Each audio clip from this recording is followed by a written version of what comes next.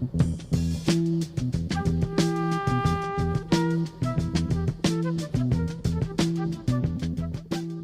always learned about Grandpa growing up was that he too was born in August like me, and that you always make comments, although I never got to meet him, about how he would love my spirit and how he was a revolutionary in his own right. Mm-hmm. And so I guess just tell me a little bit about growing up with him and kind of why he's always been such an inspiration to you.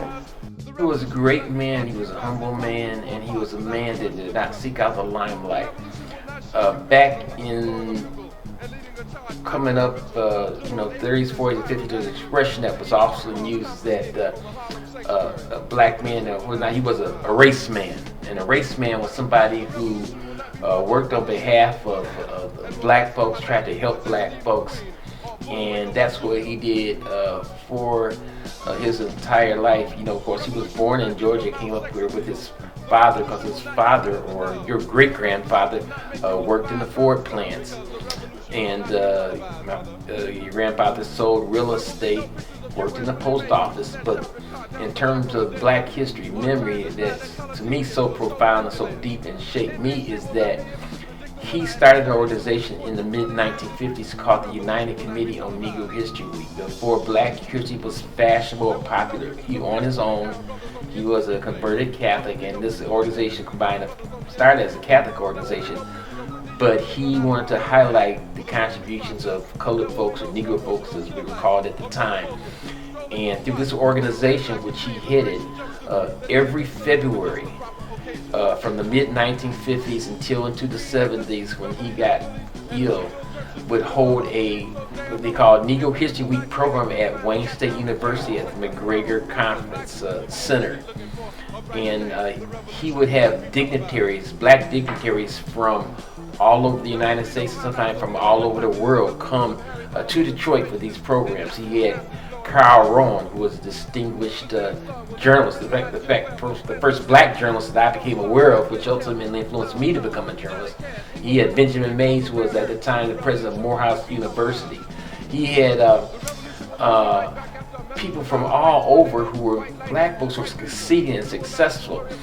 And he always told me coming up is that a black person cannot be successful just for themselves. You have an obligation to reach back, pay it forward, and do something that's going to help other black folks get ahead. Otherwise, your success is a very hollow type of success. That really shaped me in terms of a lot of things that I have done, in terms of understanding that you have to pay it forward. That's why I, for instance, became active with the National Association of Black Journalists, because when I started at the Detroit News in the early 70s, there weren't many black journalists. There were no black editors. And I really went on a mission to support and in concert with other black professionals and journalists that we need to get some diversity in the media. So I did not consciously plan to be quote unquote an activist or this or that. And it seems to have caught on with my daughter, because now she is somewhat of an activist, that she tells me sometimes, "Daddy, you're too conservative," because she now is a young lawyer here. You know that you wish you were around in the 60s, but there's a lot of work for y'all to do right now, and you can bring all that progressiveness and radical energy. And the one thing that I've seen from black folks is that we have been given and planted a kind of seed that is amazing. When you look at all the obstacles that put in our way, all the with the playing field has been tilted. And what's the poem by Maya Angelou? And still I rise, and still we rise, and still we rise. And it's very inspiring. And I see your grandfather and myself and your grandmother and grandmothers all links in this chain. And it doesn't mean that you have to do some grandiose position or been a Supreme Court justice. Kids that have respect and focus and conscious, or what's the phrase today? Woke. There you go. I taught him that. You have made a contribution, and it takes everybody. Everybody has to be a part of this effort. Here's the most amazing thing about this. I never sat down and told Erin to be this or be that. The people don't believe it. I never sat down and said, Erin, well, I want you to be kind of an activist. I want you to get out here and advocate. I want you to get out here and politic and raise Cain. No, you lived it. You lived it. That's my point, and I did not realize it.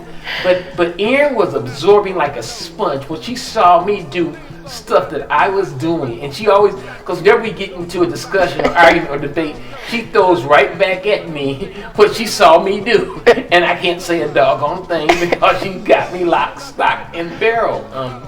To watch her evolve and become what she has become through a lot of stuff. I mean, she going to law school. That was really a big challenge, and she's had her own battles. And so I'm just amazed at her,